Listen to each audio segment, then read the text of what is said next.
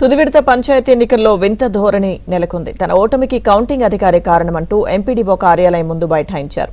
వికారాబాద్ జిల్లా పూడూరు మండలం సోనంగుర్తి గ్రామానికి చెందిన కాంగ్రెస్ నాయకులు ఓ అధికారి బీఆర్ఎస్ కు అనుకూలంగా వ్యవహరించి వారి విజయానికి కారణమయ్యాడని వారు ఆరోపించారు. రీకౌంటింగ్ చేసి సదరు అధికారిని సస్పెండ్ చేయాలని డిమాండ్ చేశారు.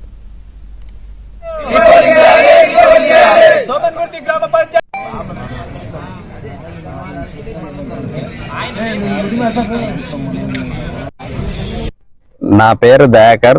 సోమన్గుర్తి గ్రామంలో పంచాయతీ ఎన్నికలలో నేను కాంగ్రెస్ పార్టీ నుంచి అభ్యర్థిగా పోటీ చేశాను.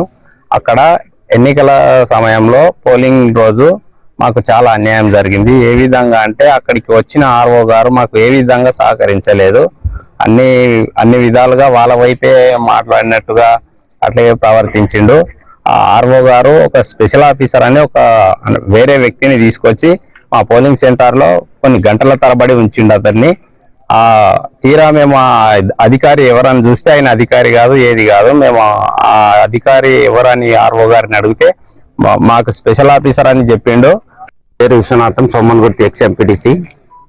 అయితే నిన్న జరిగిన ఎలక్షన్లో ఏం జరిగిందంటే ఒక ఆర్ఓ అని ఆఫీసర్ అని చెప్పుకొని వచ్చి మా వాళ్ళ గుడంగా ఒక 8వ వాళ్ళ ఒక ఏజెంట్ అభ్యర్థిని కూడా కూర్చొనియకుండా నేను ఒక 10 సార్లు అడిగిన ఆర్ఓ ఆఫీసర్ ఏం చెప్తాడంటే ఎవరికి ఛాయిస్ లేదు అంటే సర్పంచ్ తరఫు నుంచి కూడా కూర్చుంటాం అంటే వద్దు, మీరు ఎవరు కూర్చోవద్దు అని చెప్పి బేకంటని ఆయన పక్షపాతంగా వాళ్లకు టిఆర్ఎస్ వాళ్ళ కుమ్మక్కయి ఇదంతా చేసిండు.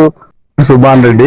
నిన్న జరిగిన గ్రామ పంచాయతీ ఎన్నికల్లో మా యొక్క గ్రామంలో ప్రత్యేక అధికారి అని ఒక ఆఫీసర్ అని చెప్పి వచ్చి అది ఆర్ఓ గారు ఆయనను రిసీవ్ చేసుకొని అక్కడ ఎలక్షన్ మొత్తం కూర్చోబెట్టడం జరిగింది.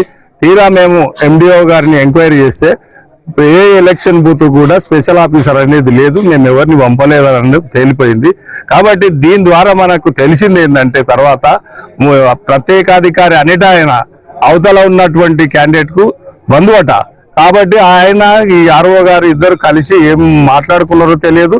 వాళ్ళు ఉద్దేశపూర్వకంగా ఈ వ్యవహారం చేసినారని అర్థమైంది. ఈ ఎలక్షన్ లో మా దయాకరు, నిరుపేద దయాకరు, ఇతను ఊరిలో అందరికీ అభిమానం ఉంది, ఇతను గెలుస్తాడని అవతల క్యాండిడేట్లు భయభ్రాంతులకు గురి చేసి మా అభ్యర్థిని ఓడిపోయడానికి ఎన్నో విధాలుగా గ్రామస్తులను భయపెట్టి మరి అదే విధంగా అధికారులను భయపెట్టి ఈ రోజు మా అభ్యర్థిని ఓడించడం జరిగింది.